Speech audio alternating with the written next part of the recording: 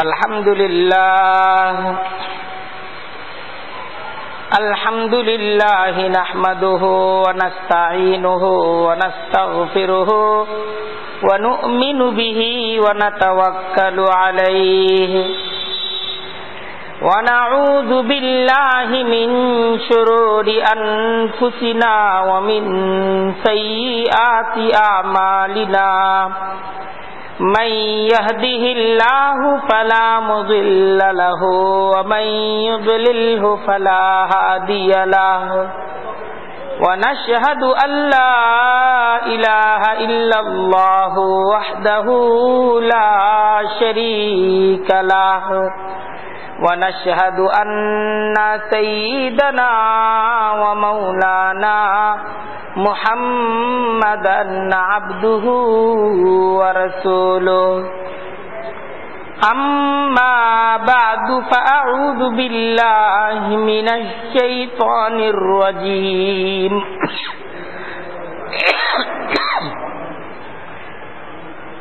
بسم الله الرحمن الرحيم يوصيكم الله في أولادكم للذكر مثل حظ الأنثيين فإن كن نساء فوق اثنتين فلهن ثلثا ما ترك وإن كانت واحدة فلها النصف صدق الله العظيم وصدق رسوله النبي الكريم ونحن على ذلك لمن الشاهدين والشاكرين والحمد لله رب العالمين سبحانك لا علم لنا إلا ما علمتنا إنك أنت العليم الحكيم رب اشرح لي صدري ويسر لي أمري واحلل عقدة من لساني يفقهوا قولي আল্লাহ তাআলার দরবারে লাখো কোটি শুকর। আজকে জুমার দিন আযানের সাথে সাথেই জুমার খুতবার এই আলোচনার মজলিসে তিনি আমাদেরকে একত্রিত করে দিয়েছেন। মহান মালিকের দরবারে দিল খুলে শুকরিয়া আদায় করছি, আলহামদুলিল্লাহ। দরুদ এবং সালাম পেশ করছি নবী মুহাম্মদুর রাসূলুল্লাহ সাল্লাল্লাহু আলাইহি ওয়াসাল্লামের প্রতি, আল্লাহ তাআলা যার উম্মত করে আমাদেরকে সৌভাগ্যবান করেছেন। আজকের জুমার আমাদের আলোচনার বিষয় ইসলামের একটি গুরুত্বপূর্ণ বিধান, মিরাস নীতি, ইসলামের মিরাস বন্টন, এটার গুরুত্ব। দেখেন, ইন্নাদ-দীনা ইনদাল্লাহিল ইসলাম, আল্লাহর কাছে একমাত্র জীবন ব্যবস্থা এবং পূর্ণাঙ্গ জীবন ব্যবস্থা হলো ইসলাম। ইসলাম এটা ভারসাম্যপূর্ণ একটি জীবন ব্যবস্থা।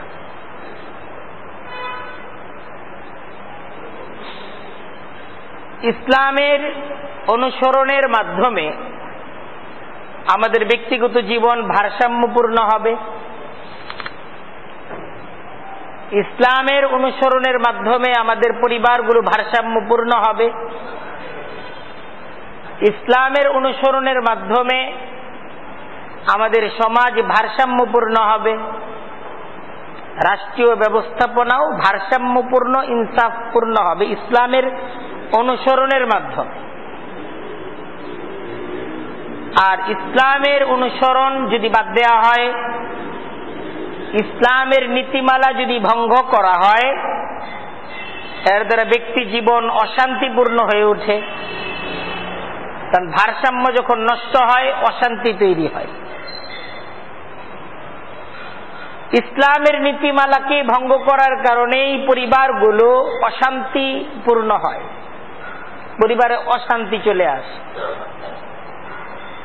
ইসলামের নীতিমালা ভঙ্গ করার কারণে সমাজ জীবন অসহনীয় হয়ে ওঠে।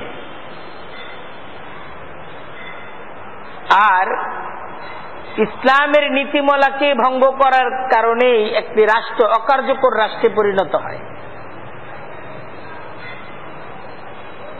রাষ্ট্র থেকে শান্তি শৃঙ্খলা এটা নষ্ট হয়ে যায়।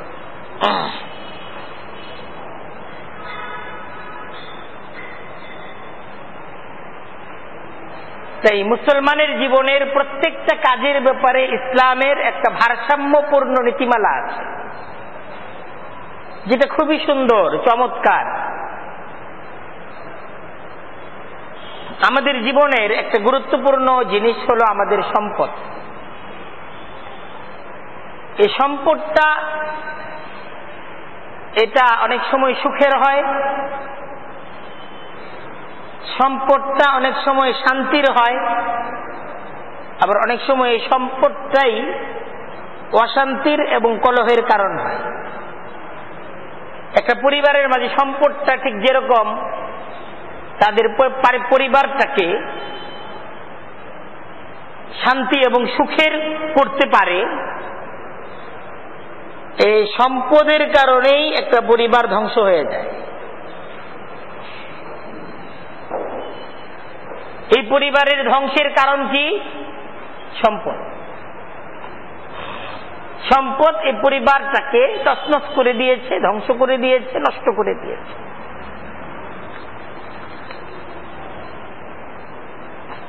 এই সম্পদ উপার্জন এবং সম্পদ ব্যয়, সম্পদের ব্যবহার, এটা যখন আল্লাহর হুকুম পালন করে হবে, সম্পদটা ব্যক্তির জন্য, তার পরিবারের জন্য এটা সুখের হবে। এটা নিয়ামতের সম্পদ হবে। এই সম্পদটা আল্লাহর নিয়ামত। আর এই সম্পদটা যখন আল্লাহর নীতিমালা, ইসলামের নীতিমালা, এটা আয় করার ক্ষেত্রে, ব্যয় করার ক্ষেত্রে, এটাকে ব্যবহার করার ক্ষেত্রে যখন আল্লাহর নীতিমালাকে নষ্ট করা হবে, তখন এই সম্পদটাই ব্যক্তির জন্য, তার পরিবারের জন্য অশান্তির কারণ হয়।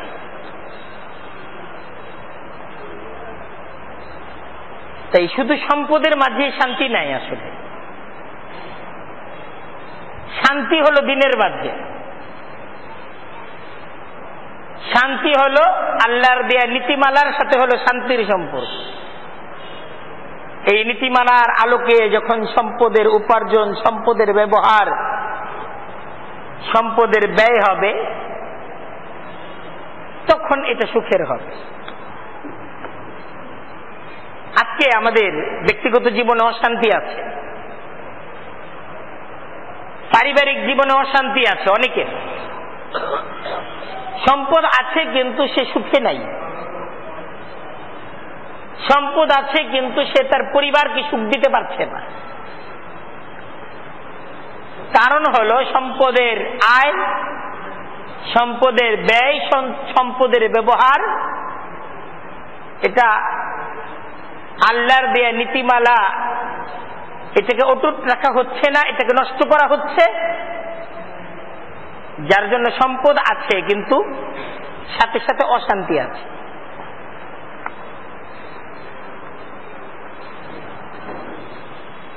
ইসলাম একটা সুন্দর জীবন ব্যবস্থা। ইসলামে ব্যক্তিগত জীবনে সম্পদের খরচ, পরিবারের জন্য সম্পদের খরচ, আত্মীয় প্রতিবেশী তাদের জন্য সম্পদের খরচ, এটা কার জন্য কি পরিমাণ খরচ করা হবে একটা নীতিমালা আছে ইসলাম। কার হক কত দূর, স্ত্রী সন্তানের কি পরিমাণ হক, বাবা মার হক কি পরিমাণ, আত্মীয় স্বজনের হক কি পরিমাণ। ইসলামের একটা নীতি আছে না? একটা নীতি আছে। কিন্তু সমাজের অসহায় দরিদ্র জনগোষ্ঠী, এদের জন্য কি আছে? এদের হক আছে এই সম্পদে। সম্পদ তো আমার, কিন্তু এটার সাথে অনেকের হকের সম্পর্ক। এখানে যেরকম আমার হক আছে, আমি এই সম্পদকে ব্যবহার করব, এই সম্পদের মাঝে আবার স্ত্রী সন্তানের হক আছে। আবার শুধু সন্তানের হক এটা মনে করলে হবে না, স্ত্রীরও হক আছে।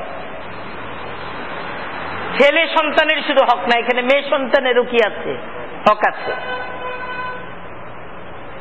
আমি শুধু মনে করলাম এটা আমার স্ত্রী সন্তান এদেরই হক, বাবা মার হক নাই? বাবা মার হক নাই? আছে। কিন্তু আমার কামাই যে আসতেছে আমার হাতে, এনে বাবা মার হক আছে। এই সম্পদের মাঝে পাড়া প্রতিবেশী এদের হক আছে,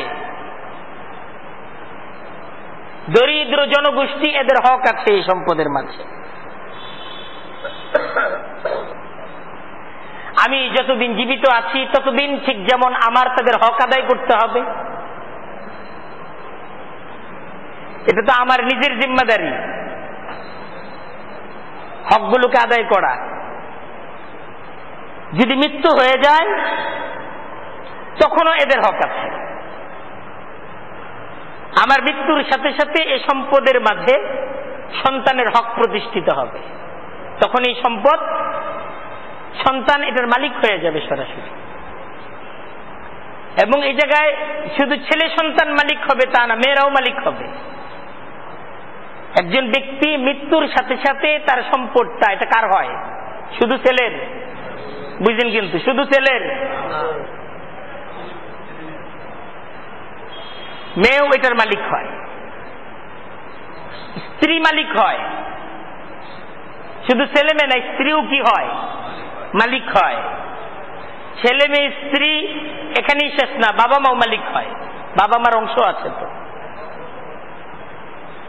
আল্লাহ রাসূল সাল্লাল্লাহু আলাইহি ওয়াসাল্লাম হাদিসের মাঝে বলছেন যে তাআল্লামুল ফারাইজ, তোমরা এই ফারায়েজ এটা নিজেরা শিখো, ওয়া আল্লিমুহান নাস, মানুষদেরকে এই ফারায়েজ শিক্ষা দাও, ফাইন্নাহা নিসফুল ইলমি। হাদিসটা এরকম যে এটাই হলো অর্ধেক ইলম, এটা শিখতে হবে। নামাজ রোজা এটা ঠিক যেরকম শিখতে হবে, এই অধিকার এটা শিখতে হবে, যে আমার কাছে কার কতটুক পাওনা এটা জানতে হবে। কারণ পাওনা যদি পরিশোধ না হয়, হক যদি নষ্ট করা হয়, ইবাদত নষ্ট হয়ে যাবে। হক যদি নষ্ট হয়, ইবাদত নষ্ট হয়ে যাবে। হক নষ্ট হয়ে গেলে ইবাদত নষ্ট হয়ে যাবে। এই জন্য হক নষ্ট করা যাবে না। হক নষ্টকারী ব্যক্তি তো জান্নাতে যেতে পারবে না।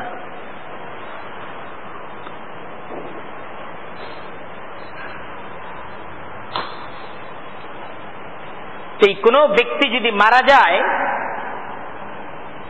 তার আপন জনেরা কে কি পরিমাণ হক পাবে, এটা আল্লাহ কোন ব্যক্তির কাছে এই জিম্মাদারি দেন নাই যে তুমি লিখে যাবা, বরং আল্লাহ নিজে লিখে দিচ্ছেন। আমার মৃত্যুর পর আমার সম্পদটা আমার নিকট জনরা, আমার আপন জনরা কে কতটুক পাবে, এটা আমি লিখে দিয়ে যাব, এই অনুমতি আল্লাহ আমাকে দেন নাই, বরং আল্লাহ লিখে দিয়েছেন যে এতটুক পাবে। আল্লাহ লিখে দিয়েছেন। সুতরাং আল্লাহর লেখার উপর কলম ধরার অধিকার কারো আছে? আল্লাহ লিখে দিয়েছেন। তো এখানে কেউ যদি কলম ধরে সে জালেম। আল্লাহর কলমের উপর কেউ যদি কলম ধরে সে কি? জালেম। সে জালেম, সে অন্যায়কারী।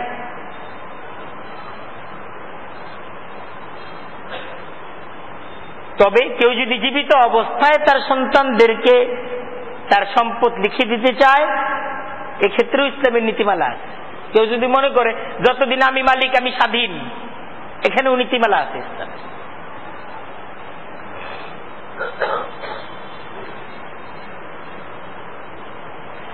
অনেকে আল্লাহর এই বিধানগুলো জানেন না, জানার চেষ্টাও করেন না। অনেকে জানে না, জানার চেষ্টাও করে না। আবার অনেকে কিছু জানে, তারপর এটার মোকাবেলা করতে চায়। কিছু জানে যে আমার যেহেতু ছেলে নাই, মেয়েরা আছে, আমার পুরা সম্পদের মালিক মেয়েরা হবে না, এটা জানে। যেহেতু মেয়েরা হবে না, এখানে ভাইরা চলে আসতে পারে, ভাতিজারা চলে আসতে পারে, তখন ভাই ভাতিজা এদের হক নষ্ট করার জন্য এদের হক নষ্ট করে মেয়েদেরকে লিখে দিয়ে যায়। এটা জানে যে পাবে না, পাবে না, যেহেতু আল্লাহর বিধান অনুযায়ী যেহেতু পাবে না, আমি লিখে দিয়ে গেলাম। এই কাজ করে অনেকে আত্মীয় স্বজনকে না দিয়ে বাইরের কেউ লিখে দিয়ে যায়। একজনকে বালক পুত্র নিয়ে আসে, করে লিখে দিয়ে যায় যে আমি একবার কেউ দিব না।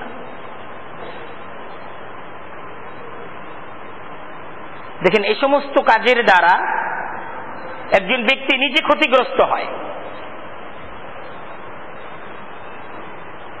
দুনিয়াতেও সে ক্ষতিগ্রস্ত হয়, আর তার আখিরাতটা একদম বরবাদ হয়ে যায়।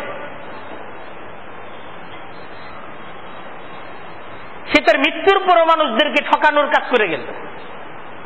জীবিত অবস্থায় মানুষদের হক কতটুকু আদায় করছে এটা পরের বিষয়।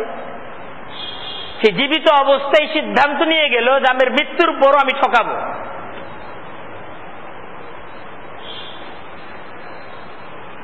সে মৃত্যুর সিদ্ধান্ত নিচ্ছে মানুষদেরকে ঠকায়া। মানুষ তো মৃত্যুর আগে চিন্তা করে যে কেউ না ঠকায়া আমার মৃত্যুটা যেন সুন্দর হয়।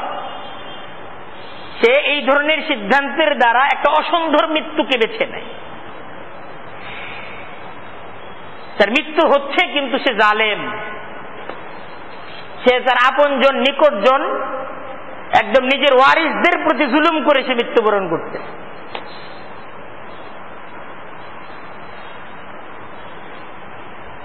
আজকে দেখেন, আল্লাহর বিধানকে না জানার কারণে, ইসলামী নীতিমালা না জানার কারণে, অথবা স্বল্প জানার কারণে, অথবা ভুল জানার কারণে অনেকে মনে করে যে এটা মনে হয় এটা ইনসাফ।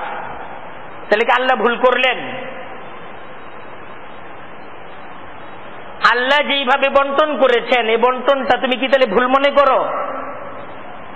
বা আল্লাহর বন্টনটাকে তুমি কি জুলুম মনে করো? আর তুমি ইনসাফপূর্ণ বন্টন করার সিদ্ধান্ত নিচ্ছ আল্লাহর উপর। খুব বোঝা দরকার, আল্লাহর উপর কলম আমি ধরতেছি কেন? আল্লাহর সিদ্ধান্তের উপর কেন আমি কলম লিখতেছি? তাহলে আল্লাহর সিদ্ধান্তটা আমি মনে করতেছি ভুল। এই সমস্ত বিষয়গুলো ভাবা চাই।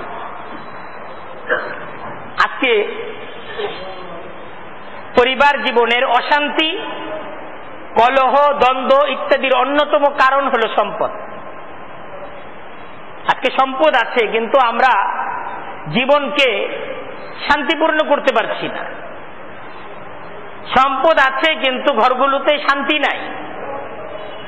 অথচ আমরা এটা আশাবাদী যে সম্পদ শান্তি আনে, কিন্তু আমারও সম্পদ আছে, কিন্তু শান্তি নাই।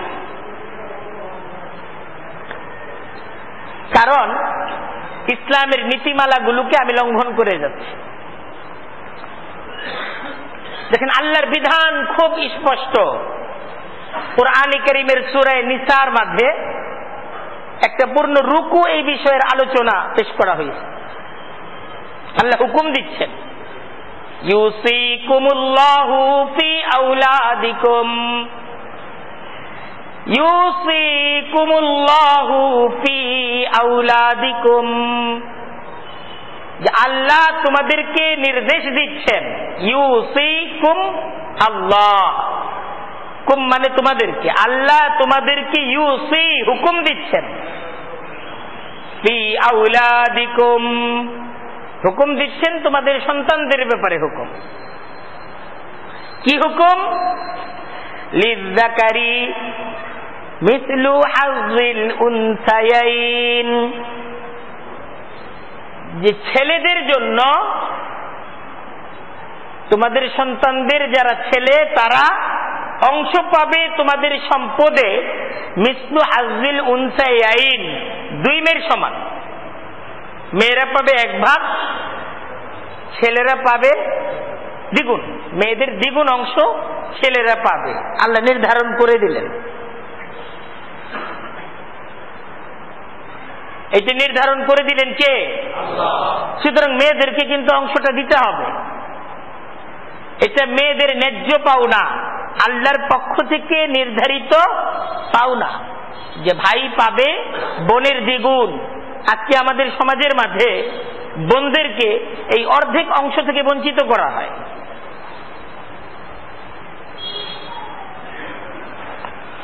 তাদেরকে মাহরুম করা হয়।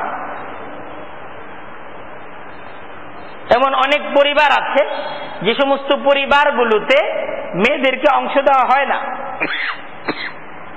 এটা জুলুম। বাবা যদি সম্পদ রেখে মারা যায় তো এই সম্পদ বাবার মৃত্যুর সাথে সাথে সন্তানরা তার মালিক হয়ে যায়।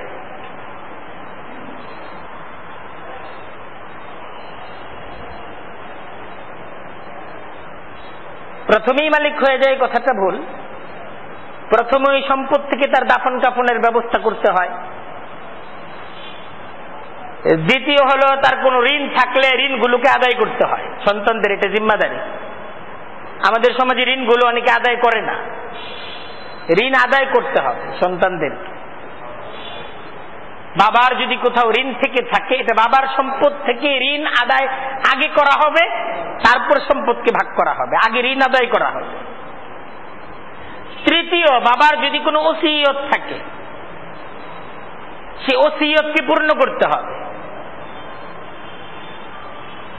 সে ওসিয়তটা বাবার পূর্ণ সম্পদের 3 ভাগের 1 ভাগ। একজন ব্যক্তি সে তার পূর্ণ সম্পদের 3 ভাগের 1 ভাগ সম্পদ পর্যন্ত তার মৃত্যুর উপরে উইল করতে পারে, ওসিয়ত করতে পারে, কেউকে দান করার সিদ্ধান্ত নিতে পারে, এর চেয়ে বেশি না। আল্লাহর রাসূল বলছেন যে 3 ভাগের 1 ভাগ এটাই বেশি, এটাকে তিনি সর্বোচ্চ বলছেন। যে তোমার সন্তান, তোমার যারা ওয়ারিস, এরাই হলো তোমার সম্পদের হকদার। তাদেরকে এমন অবস্থায় রেখে যাওয়া চাই না যে অসহায়ত্বের কারণে তারা অন্যের কাছে হাত পাতবে। ইসলাম এটাকে সমর্থন করে না। আমি আমার সব সম্পদ দান করে দিলাম আর আমার সন্তান, আমার ওয়ারিস, এদেরকে খালি রিক্ত হস্ত রেখে গেলাম, ইসলাম এটাকে সমর্থন করে না।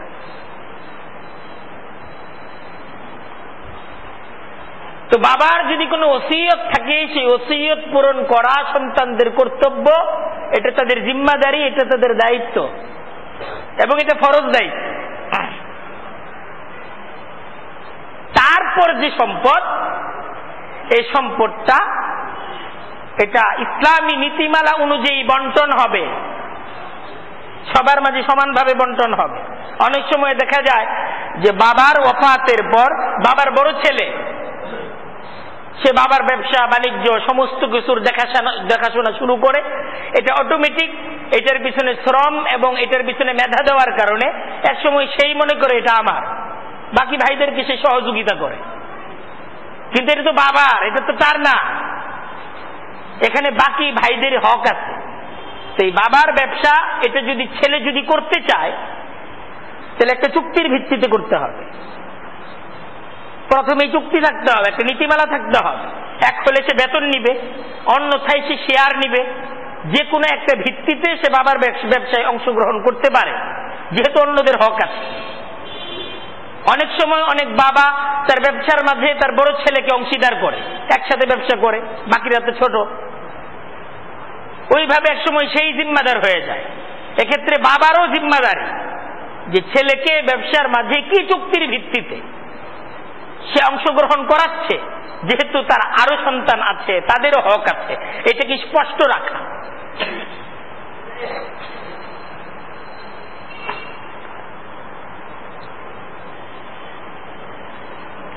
দেখা যায় বাবার ব্যবসা বাণিজ্য ইত্যাদির সম্পদ, মেয়েরা যদি কোনোভাবে জমি পায়ও ব্যবসা বাণিজ্যের অংশীদার পায় না, এটা অটোমেটিক ছেলেদের হাতে চলে যায়। অথচ বাবার সমস্ত সম্পদ ভাগ হবে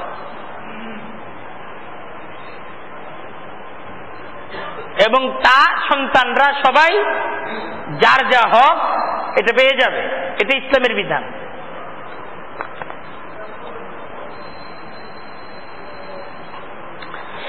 فإن كن نساء فوق اثنتين فلهن ثلثا ما ترك وإن كانت واحدة فلها النصف। কোন ব্যক্তির ছেলে নাই, একজন ব্যক্তির ছেলে নাই, তবে তার মেয়ে আছে। তো মেয়ে যদি একজন হয় তো বাবার সম্পদের অর্ধেক সম্পত্তির এ মেয়ে মালিক হবে, পুরাটার না। বাকি অর্ধেক পাবে কারা? অংশ আছে, ওটাও আল্লাহ তাআলার পক্ষ থেকে নির্ধারণ করা আছে। আর মেয়ে যদি একাধিক হয়, 2 জন 3 জন 4 জন 5 জন 10 জন, ছেলে নাই, তাহলে বাবার পূর্ণ সম্পদের 3 ভাগের 2 ভাগ এটা মেয়েদের মাঝে ভাগ করে দেওয়া হবে, আর বাকি 1 ভাগ এটার অন্য হকদার আছে, নির্ধারণ করা হকদার আছে, আল্লাহর পক্ষ থেকে নির্ধারিত হকদার আছে।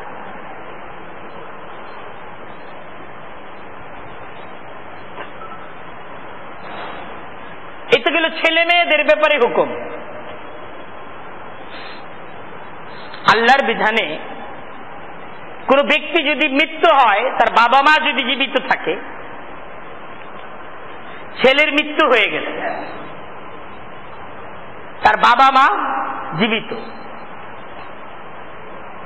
যেমন এই মুহূর্তে আমার যদি মৃত্যু হয়ে যায়, আমার বাবা মা জীবিত, আমার আল্লাহ তাআলা ওনাদেরকে হায়াতের মাঝে রাখছেন।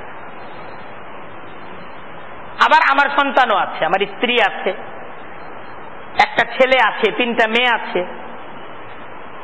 এই অবস্থায় আমার যদি মৃত্যু হয়, আমার সম্পদ আমার ছেলে মেয়েরা পাবে, স্ত্রীর হক আছে, স্ত্রী পাবে, আবার আমার বাবা মা যে আছে তারাও পাবে, তাদের হক আছে। এটা আল্লাহর পক্ষ থেকে নির্ধারণ করে দেয়া। আজকে আমাদের সমাজে অনেকে মনে করে যে এটা শুধু ছেলে মেয়েদের হক,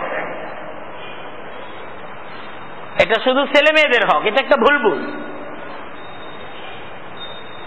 অনেক সময় দেখা যায় পূর্ণ সম্পদ স্বামীর মৃত্যুর পর এটার খবরদারি স্ত্রীর হাতে চলে যায়। স্বামীর মৃত্যুর পর পুরাটা স্ত্রীর কর্তৃত্বে চলে যায়, অথচ পুরাটার মালিক তো স্ত্রী নিজে না, ছেলে মেয়েরা আছে, ছেলে মেয়েদের হক। ছেলে মেয়ে যদি এতিম হয়, মা ইচ্ছা করলেই যা খুশি তাই করার অধিকার রাখে না।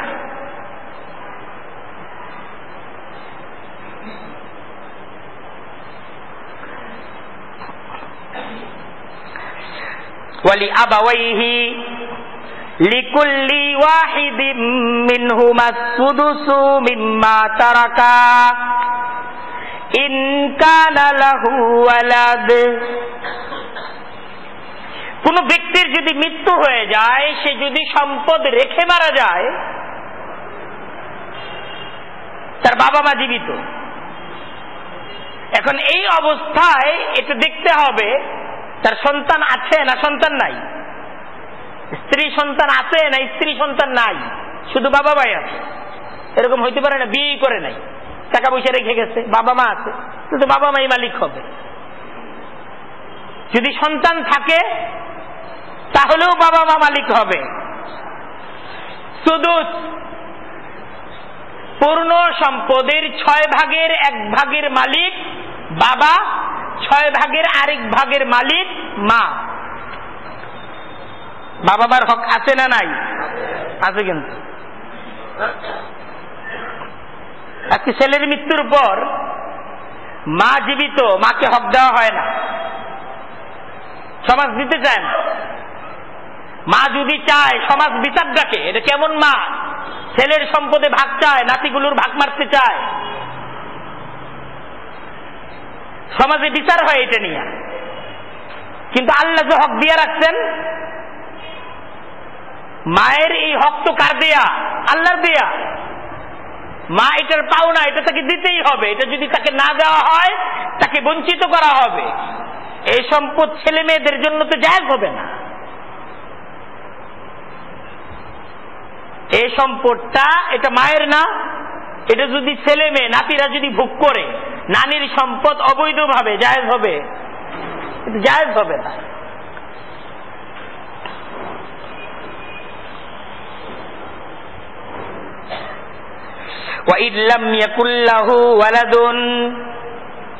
ছেলে মারা গেছে, তার কোনো সন্তান নাই, তার বাবা মা সম্পদের মালিক হবে। পূর্ণ সম্পদের মালিক কি কারা হবে? বাবা মা হবে। আর যদি সন্তান থাকে তাহলে পূর্ণ সম্পদের মালিক বাবা মা হবে না, তবে বাবা 6 ভাগের 1 ভাগ, মা 6 ভাগের 1 ভাগ। অর্থাৎ সম্পদকে 6 ভাগ করে এর 2 ভাগ বাবা মা নিয়ে নিবে, আর বাকি 4 ভাগ যেটা আছে এটা তার সন্তান, তার স্ত্রী, এদের মাঝে ভাগ হবে। বাকি 4 ভাগ, 6 আনার 2 আনা বাবা মাকে দিয়ে দিতে হবে, বাকি 4 আনা এটা তার সন্তান যতজনই থাক তাদের মাঝে।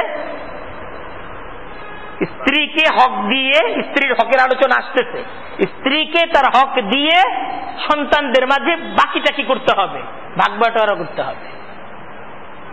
এটা তো আল্লাহ নির্ধারণ করে দিয়েছেন। কুরআনে কারীমের সুস্পষ্ট আয়াত এ ব্যাপারে আছে। এটাকে লঙ্ঘন করা, এটার উপর কলম লেখা, এটার উপর কথা বলা, আল্লাহর সিদ্ধান্তের উপর কথা বলা।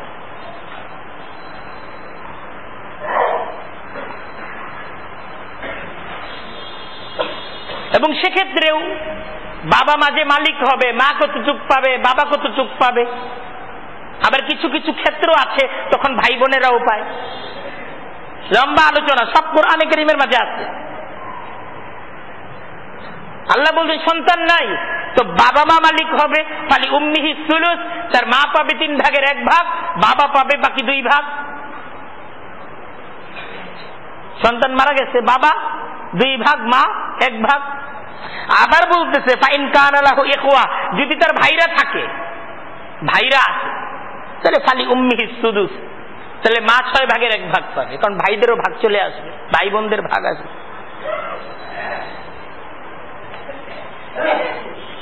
এই বিধান আল্লাহর বিধান।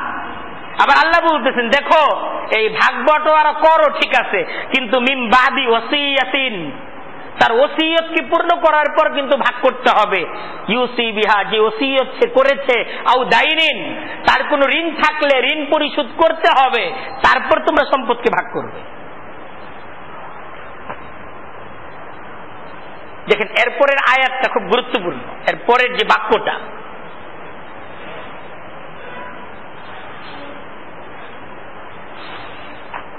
এই মিরাসের ক্ষেত্রে যে বিষয়টা বোঝা চাই এটা হলো এই আয়াতটা। এই আয়াতটা পড়া চাই, বোঝা চাই। এই আয়াতটা না বুঝার কারণেই অনেক সমস্যা আমাদের। আল্লাহ বলতেছেন আবাউকুম ওয়া আবনাউকুম, আবাউকুম ওয়া আবনাউকুম লা তাদরুনা আইয়ুহুম আকরাবু লাকুম নাফআ ফারিযাতাম মিনাল্লাহ ইন্নাল্লাহা কানা আলিমান হাকীমা।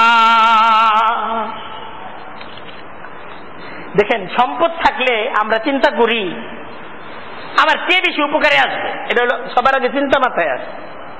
টাকা আছে, এখন এই টাকাটা খরচ করার আগে চিন্তা করি টাকাটা কারে দিব, কারে দিলে আমার বেশি উপকার হবে, আর কারে দিলে লস।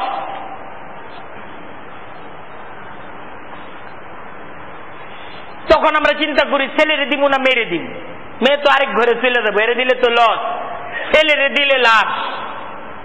চিন্তা করে বাবা মা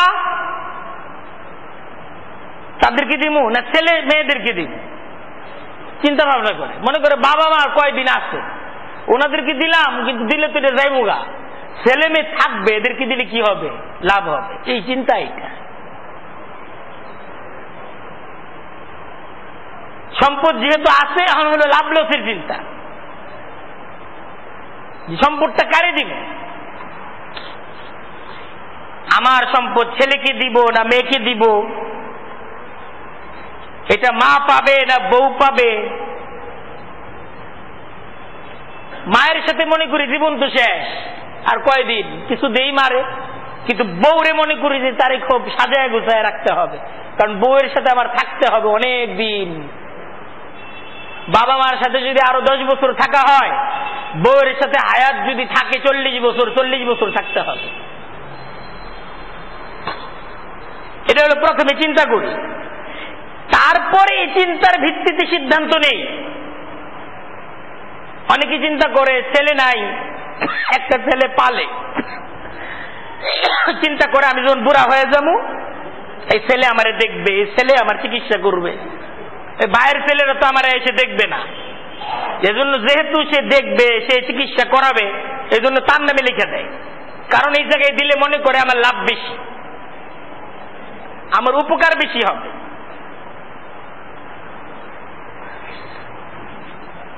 আল্লাহ জবাব দিচ্ছেন, আবাউকুম ওয়া আবনাউকুম লা তাদরুনা আইয়ুহুম আকরাবু লাকুম নাফআ আইয়ুকুম আকরাবু লাকুম নাফআ। যে তোমাদের সন্তান, তোমাদের বাবা মা, একদিকে সন্তান আরেকদিকে বাবা মা, লা তাদরুনা, দেখো তোমরা কিন্তু জানো না। কে বলতেছেন?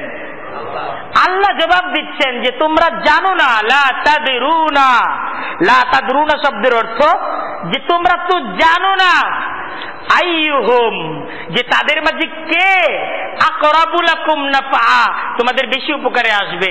এই সিদ্ধান্ত নেওয়ার ক্ষমতাটা কিন্তু তোমার নাই, যদিও তুমি এই সিদ্ধান্ত নিচ্ছ।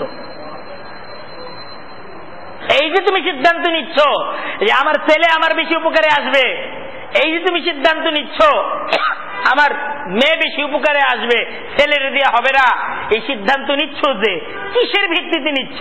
কালকে কি ঘটবে তোমার তো জানা নাই।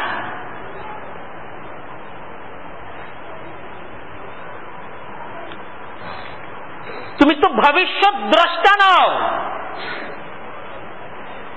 তুমি আগামীকালকে জানো না, আজকে থেকে 1 বছর পর কি হবে তা তুমি জানো না। তুমি এই সিদ্ধান্ত কিভাবে নিচ্ছ? দুনিয়া এবং আখিরাতে কে তোমার জন্য উপকারী আর কে তোমার জন্য ক্ষতিকর, এই জ্ঞানটা তো তোমার নাই, তুমি সিদ্ধান্ত নিচ্ছ কিভাবে?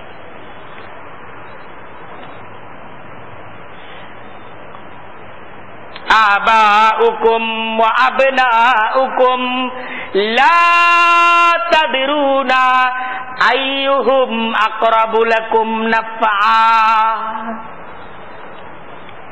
ফারিযাতাম মিনাল্লাহ।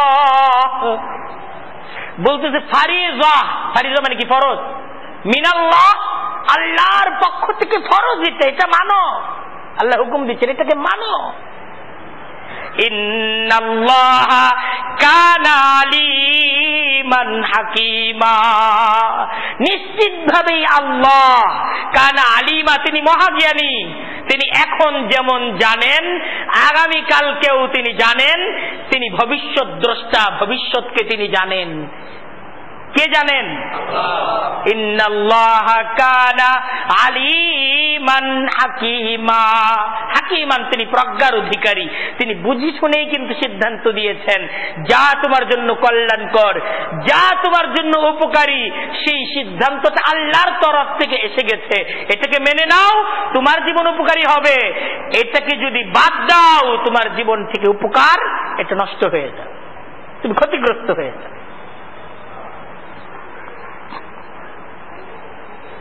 আমাদের সমাজে আমাদের সিদ্ধান্ত নেওয়ার দৃষ্টান্ত অনেক। এবং এরকম অনেক দৃষ্টান্ত আমাদের সমাজের মাঝে ভরি ভরি, যে এই সিদ্ধান্ত আমাদের জন্য ক্ষতিকর,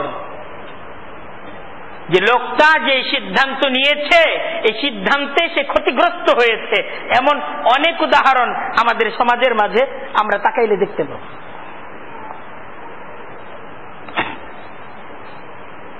একজন ব্যক্তি, এক ছেলে দুই মেয়ে, কি করলেন? ছেলের নামে সমস্ত সম্পদ লিখে দিলেন। উনি চিন্তা করলেন, মেয়েদেরকে বিয়ে দিয়ে দিলাম কোন ধনকূপের সাথে, বাড়িওয়ালার সাথে, গাড়িওয়ালার সাথে, মেয়েদের তো বিয়েই দিছি বড় জায়গায়, এদেরকে আর সম্পদ দেওয়ার দরকার নাই, ছেলের তো সম্পদ দিয়ে আমার একটা কিছু করে দিতে হবে, কারণ ছেলেটা তো আমার, এর তো আর অন্য কেউ দিবে না। এজন্য ছেলের নামে সম্পদ সব লিখে দিছে, মেয়েদের নামে কিচ্ছু দেয় নাই। এখন দেখা গেল বাবার আগেই ছেলে শেষ, বাবার আগেই ছেলে শেষ, হয় না? বাবার আগে ছেলে পৃথিবী থেকে বিদায় নেয় না? এরকম আমাদের সমাজে আছে না নাই? আছে তো। আল্লাহ কার কখন মৃত্যু লেখা রাখছে কেউ জানে? কেউ জানে? সে মেয়েদেরকে বঞ্চিত করছে, ছেলেদের নামে সম্পদ লিখে দিছে। ছেলেরা ওই ঘরে বউ আসছে, বউয়ের সাথে ছেলেদের আলাদা জীবন, বাবার খবর ছেলেরা নেয় না। ওই যেই মেয়েরে বঞ্চিত করছে, বুড়া বয়সে ওই মেয়ের বাড়িতে গিয়ে থাকে, মেয়ে বাবা মার চিকিৎসার ব্যবস্থাপনা করে, বাবা মার খোঁজ খবর রাখে। এরকম উদাহরণ সমাজে আছে না? সমাজে এরকম উদাহরণ আছে। মনে করছিল ছেলে দেখবে, এজন্য ছেলেরে কি করছে? সম্পদ লিখে দিছে, বাড়ি লিখে দিছে, গাড়ি লিখে দিছে, ছেলে আমারে দেখবে বুড়া বয়স।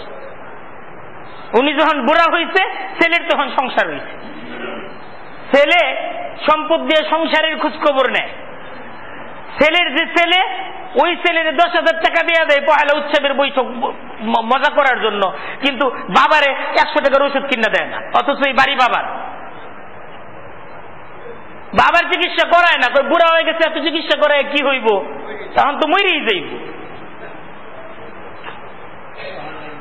মরেই যাবে, চিকিৎসা করায় না। কারণ আসলে তো চিকিৎসা বলে যে চিকিৎসা করায় এত কিছু হবে না, হুজুর একটু মিলাদ করায় দেন।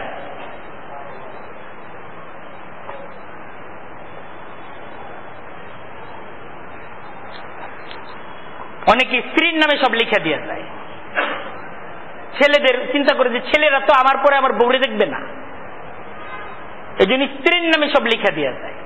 এরকম উদাহরণ অনেক আছে, স্ত্রীর নামে লিখে দিচ্ছে, স্ত্রী আরেক জায়গায় গেছে না। সম্পদ পায়ে গেছে, তার তো আর থাকার দরকার নাই। বা স্ত্রী এখন স্বামীর বুড়া বয়স, এখন স্বামীর কদর করে না।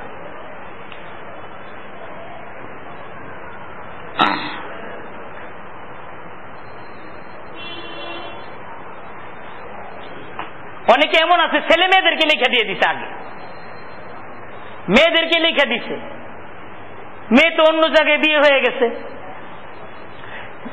বিদেশ চলে গেছে, বিয়ে দিছে বড় জায়গায়, বিদেশ চলে গেছে। প্রয়োজন পড়ছে, বাবা যে লিখে দিছে সম্পদ বেচাও ফেলাইছে, সে তার ভাইদেরকে ঠকাইছে, ভাতিজাদেরকে ঠকাইছে। এখন সে যখন অসুস্থ, ভাতিজারাই নিয়ে হসপিটালে দৌড় পারে, মেয়ে তো আর হসপিটালে নিয়ে দৌড় পারতে পারে না, জামাই ব্যস্ত, জামাইয়ের সময় নাই। ওই যে বঞ্চিত করছে ভাতিজাদেরকে মেয়েদেরকে দিয়ে, সেই ভাতিজারাই এখন তার সম্বল।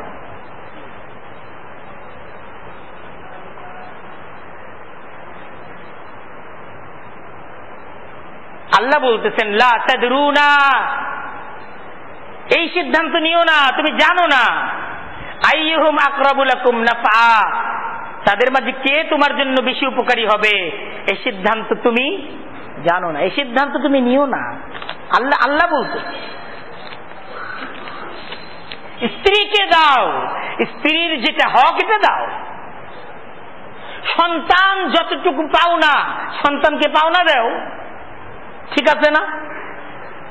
তুমি আরেকজনের পাওনা ধ্বংস করে তোমার সন্তানের পাওনা দিচ্ছ কেন? তুমি তো সন্তানকে দিচ্ছ, তার পাওনা দিচ্ছ না, তুমি অন্যের পাওনা, অন্যের অধিকারকে নষ্ট করে তুমি তোমার সন্তানকে দিচ্ছ, তুমি ছেলেকে সব দিচ্ছ, তুমি তো মেয়ের অধিকারকে নষ্ট করে ছেলেকে দিচ্ছ। ছেলেকে দাও, ছেলের পাওনা ছেলেরে দাও, তুমি মেয়ের হক নষ্ট করছো কেন? তোমার স্ত্রী সন্তান এদেরকে তাদের হক দাও, কিন্তু বাবা মার হক তুমি নষ্ট করছো কেন?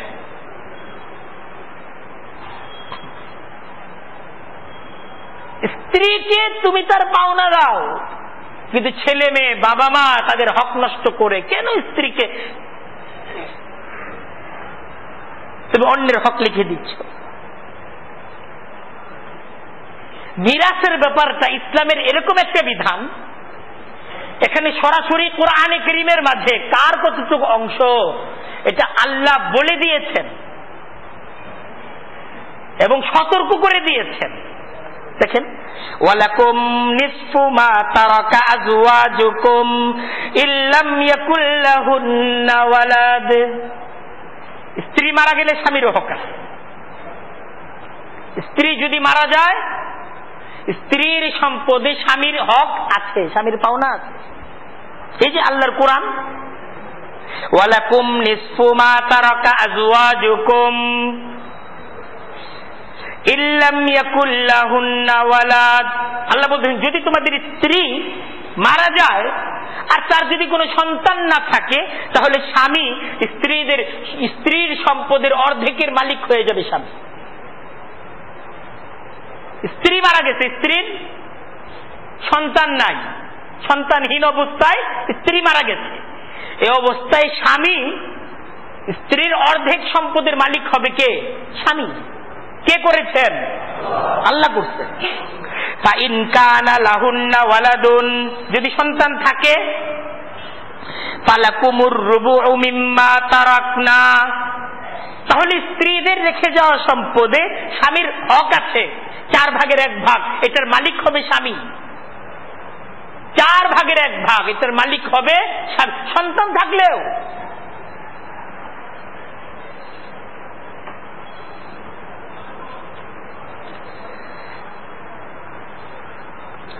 ওয়ালাহুন্নার রুবু মিম্মা তারাকতুম। এরপর স্ত্রীর হকের আলোচনা আল্লাহ করতেছেন। আগে স্বামীর হকের আলোচনা করতেন, তারপর স্ত্রীর হক। যে তোমরা যদি তোমাদের সম্পদ রেখে যাও, ইল্লাম ইয়াকুল লাকুম ওয়ালাদ, তোমাদের যদি সন্তান না থাকে, ফালাহুন্নার রুবু, স্ত্রীরা স্বামীর সম্পদের 4/1 মালিক হবে। সন্তান নাই, স্বামী মারা গেছে, সন্তান নাই, স্বামীর সম্পদ আছে, স্ত্রী 4/1 সম্পদের মালিক হবে কে? স্ত্রী। ফাইন কানা লাকুম ওয়ালাদুন, সন্তান আছে, স্বামী মারা গেছে, সন্তান আছে, ফালাহুন্না সুমুনু মিম্মা তারাকতুম, তাহলে স্ত্রীরা স্বামীদের রেখে যাওয়া সম্পদের 8/1 মালিক হবে। দেখেন, আমি তর্জমা করে শোনাচ্ছি, হুকুমগুলো কার?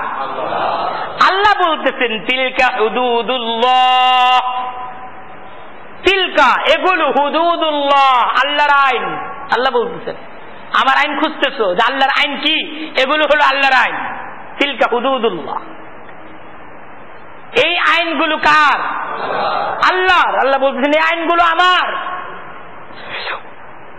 ومن يطع الله ورسوله يدخله جنات تجري من تحتها الأنهار خالدين فيها وذلك الفوز العظيم।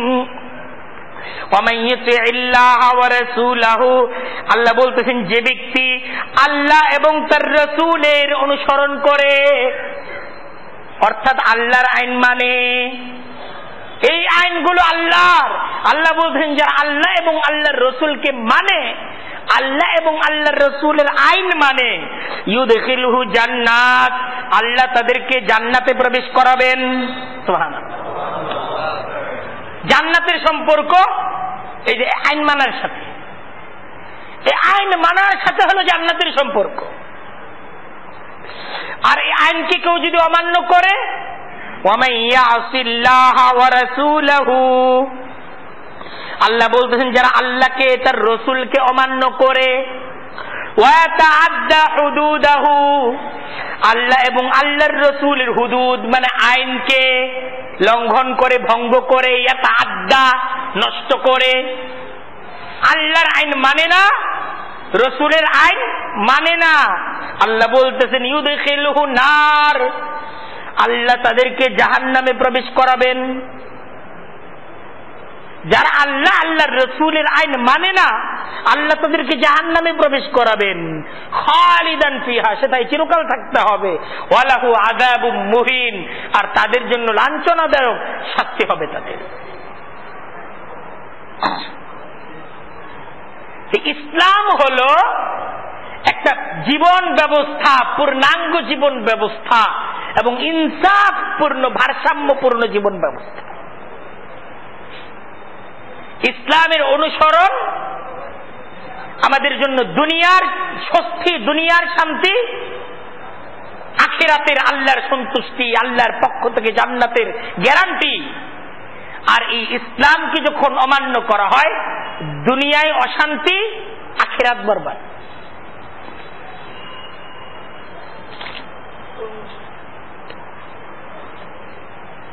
আমরা দেখা যায় সম্পদের মাঝে যে হকগুলো আছে, গরিবের হক আছে, গরিবের হক আছে এই সম্পদে। অফি আমওয়ালিহিম, আল্লাহ বলতেছেন তাদের সম্পদের মাঝে আছে হকুল লিসাইলি ওয়াল মাহরুম, গরিবদের জন্য হক, ভিক্ষুকদের হক আছে।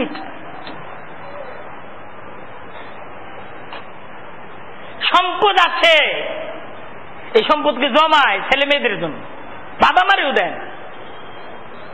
অথচ আল্লাহ রাসূল হাদিসের মাঝে বলছেন আনতা ওয়া মালুকা লি আবিকা, তুমি এবং তোমার সমস্ত সম্পদ তোমার বাবার। সন্তানের সম্পদে বাবার এমন অধিকার আছে, ইসলাম দিচ্ছে। তুমি আনতা ওয়া মালুকা, এবং তোমার সমস্ত সম্পদ লি আবিকা, কার? তোমার বাবার। সন্তানের এই অধিকার ইসলাম দেয় নাই, বাবার অনুমতি ছাড়া সম্পদ খরচ করে ফেলাও বাবারটা, কিন্তু বাবার এই অধিকার আছে ছেলের কাছ থেকে কখনো অনুমতি ছাড়াও ছেলের সম্পদ বাবা এখানে কি করতে পারে, ভূমিকা রাখতে পারে, সিদ্ধান্ত নিতে পারে বাবা। আনতা ওয়া মালুকা লি আবিকা, আল্লাহর রাসূলের হাদিস।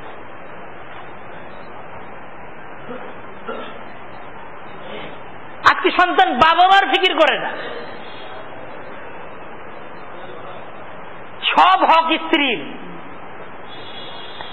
একদিকে টাকা কামায়, আরেকদিকে টাকা ঢালে, সব স্ত্রীর পিছনে। বাবা মার পিছনে টাকা ঢালে না, খরচ করে না, কই লাভ নাই তো। আল্লাহ বলতেছেন কোথায় যে লাভ তুমি কিন্তু জানো না। এই আয়াতটা মুখস্থ রাখবেন, লা তাদরুনা। কে বলতেছেন? এটা বাইতুল আতিক মসজিদের ইমাম সাহেবের কথা না, এটা আল্লাহর কথা। লা তাদরুনা, তুমি জানো না, আইয়ুকুম, যে তাদের মাঝে কে আকরাবু লাকুম নাফআ, তোমার জন্য বেশি উপকারী, জানো না তুমি। এটা জানেন কে? আল্লাহ। দুনিয়া এবং আখিরাতে কারা আমার জন্য বেশি লাভজনক, এটা একমাত্র জানেন কে? আল্লাহ। হাদিসের মাঝে আল্লাহর রাসূল বলছেন রিজার রব ফি রিজাল ওয়ালিদ, আল্লাহর সন্তুষ্টি বাবা মার সন্তুষ্টির সাথে এটা সম্পর্ক। সাখাতুর রব ফি সাখাতিল ওয়ালিদ, বাবা মা তাদের অসন্তুষ্টি এটা আল্লাহর অসন্তুষ্টির কারণ।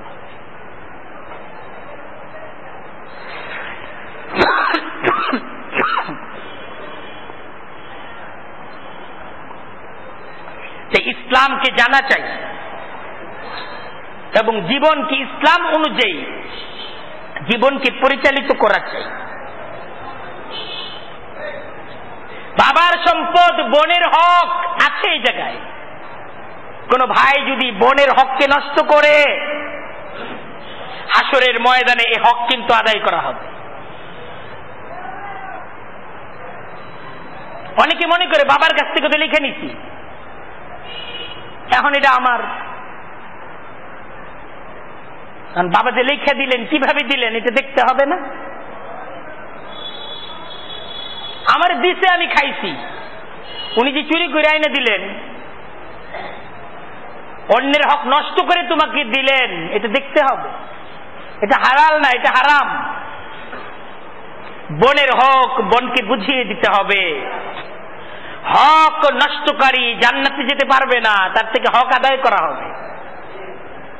আজকে আপনি হক দিচ্ছেন না, আপনার থেকে এ হক হাসরের ময়দানে একদম হিসাব করে, যেটা রব্বুল আলামিনের হিসাব হবে, এ হক আদায় করা হবে আপনার কাছ থেকে।